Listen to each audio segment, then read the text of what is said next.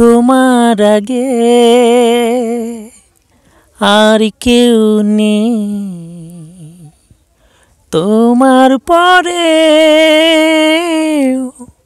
আর কেউ নেই, তোমার আগে আর কেউ নেই,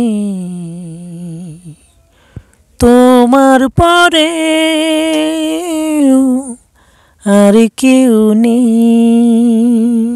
গানটা আসলে রোমান্টিক গান না, গানটা রোমান্টিক দৃষ্টিকোণ থেকে দেখলে রোমান্টিক।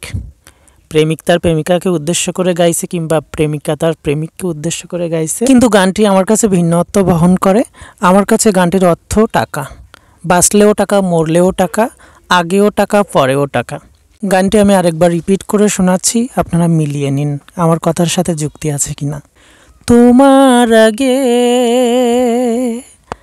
আর কেউ নেই, তোমার পরে আর কেউ নেই। তো বন্ধুরা, অনেকক্ষণ কাব্যিক দার্শনিক কথাবার্তা বললাম, এবার একটু মূল কথায় আসি। এত টাকার উৎস কি সেটা আপনাদেরকে জানাবো। সারা এলাকা তো ভাইরাল হয়ে গেছে পায়েল কুমারের ডান্স করে 15 থেকে 20,000 টাকা প্রাইজ পাইছে। ও মাই গড, এই কথা শুনে আমার ভাঙাচুরো ঘরে যদি ডাকাতি পড়ে তাহলে কি আমাকে বাঁচাবে বলেন তো। এই জন্য ভিডিওটা আমি করে রাখছিলাম, ভাবছিলাম ছাড়বো না, তো প্রুফ সহকারে আপনাদের কাছে ভিডিওটি শেয়ার করলাম। অনেকে বলতে পারেন টাকার ভিডিও করে আবার সবাইকে দেখাচ্ছে, টাকা মনে হয় এরা কখনো চোখে দেখেনি। আসলে সত্যি আমি চোখে দেখিনি, টাকা আমি চোখে দেখেছি, কিন্তু দর্শকের ভালোবাসায় শিখতো এরকম ধরনের প্রাইজ আমার কাছে খুবই বিরল।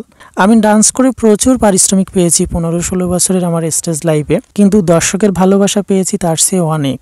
আর এটাও জানি দর্শকের ভালোবাসা কখনো টাকা দিয়ে পরিমাপ করা যায় না, কিন্তু আমি খুব এক্সাইটেড ছিলাম এমন কড়কড়ের নতুন নোটগুলো দেখে। আমি যতটুকু জানি, যিনি বা যারা আমাকে এই টাকাগুলো উপহার স্বরূপ দিয়েছেন তারা আমাকে প্রচণ্ড লেভেলের ভালোবাসেন। এই জন্য ব্যাংক থেকে এই টাকাগুলো উত্তোলন করে মঞ্চের চারিপাশে তারা কিন্তু বসেছিলেন। আমার প্রতিটা পারফরম্যান্সে তারা এত পরিমাণ টাকা দিয়ে আমাকে গিফট করেছেন যে আমি নাচের স্টেপই ভুলে যাচ্ছিলাম। অনেকে আবার ভাবতে পারেন টাকাগুলো বুকের থেকে বের করে আমি নোংরামি শুরু করেছি। আসলে এখানে নোংরামি করার কিছু নাই, কারণ টাকা হচ্ছে সবচেয়ে বড় সম্পদ, আর সম্পদ সবসময় বুক দিয়েই আগলে রাখতে হয়। তো কুমারেশের কাছে দিয়ে দিলাম টাকাগুলো গণনা করার জন্য। ও 1000 টাকা, 500 টাকা এবং 100 টাকার নোটগুলো আলাদা করে রাখছিল। রাস পূর্ণিমার এই প্রোগ্রামটা করে কিন্তু আমরা অনেক রাত্রে বাসাতে ফিরেছিলাম, প্রায় রাত 2টা কিংবা 2:30 বাজে। আর এসে ভিডিও করা শুরু করে দিলাম, তখন মেকআপ তুলিনি। আর কুমারেশ বড় বড় নোটগুলো আলাদা করছিল, 1000 টাকার নোট, 500 টাকার নোট এবং 100 টাকার নোটগুলো। আর আমি যেহেতু ছোট মানুষ, এর জন্য ছোট ছোট নোটগুলো 50 টাকা এবং 20 টাকার নোটগুলো আলাদা করছিলাম। আর সর্বনিম্ন 20 টাকারই নোট ছিল। আমার এত সুন্দর প্যান্টটাতে দেখুন ডান্স করতে গিয়ে ময়লা লেগে গেছে। ছোটবেলায় কিন্তু বাবার কাছ থেকে যখন স্কুলে যাওয়ার সময় টাকা নিতাম, 2 টাকা, 5 টাকার নোট, যদি নতুন কোনো নোট পড়তো সেগুলো কিন্তু খরচ করতাম না। আর আপনারা জানেন বাংলাদেশের 1 টাকার নোট, 2 টাকার নোট কিন্তু অনেক সুন্দর ছিল।